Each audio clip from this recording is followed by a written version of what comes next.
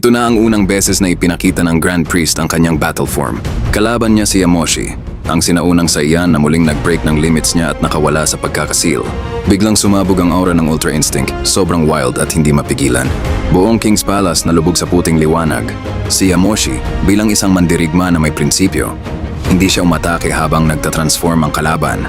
Kalma lang siya, parang confident na kaya niya kahit anong form ng Grand Priest. Halika, pero ang sagot, hindi. Ibang klase ito mga bagong fighting style ng Grand Priest. Napansin ni Yamoshi na kakaiba ang lakas nito, kaya tinanong niya, bakit hindi mo ginamit to dati? Sinasadya mo bang matalo noon? Pero hindi siya sinagot ng Grand Priest.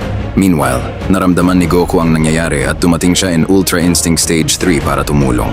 Pero diretsong sinabi ng Grand Priest, ayaw ko ng tulong. Walang masyadong salita, laban agad. Sa umpisa, pantay sila, walang lamang. Grabe ang impact, pareho silang napabagsak. Si Yamoshi, tinatawag ding Amsei sa part na to, napahawak sa braso halatang nasurpresa siya. Ang Grand Priest sugatan din, pero tumayo ulit.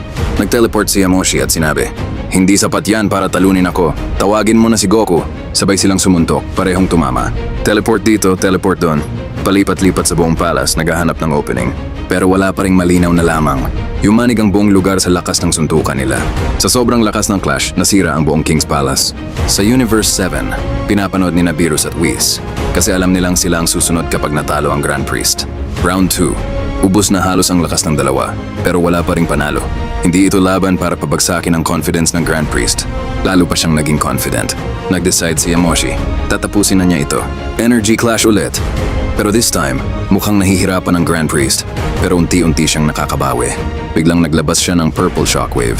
Sobrang laki at lakas, hindi na nakareact si Yamoshi. Tinamaan si Yamoshi ng sarili niyang power. Boom! Isang napakalaking explosion ang nangyari. Pagkatapos ng usok, wasak ang gitna ng palace. Panalo sa clash ang Grand Priest. Nagalit si Yamoshi, tinaasan pa niya power niya. Akala niya unlimited lang ang science. Pero nakalimutan niya, ang Grand Priest kaya ring mag-evolve habang lumalaban. Nag-clash ulit sila.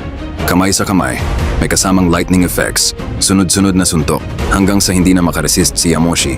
Dito ginamit ng Grand Priest ang ultimate move niya, hands in triangle form.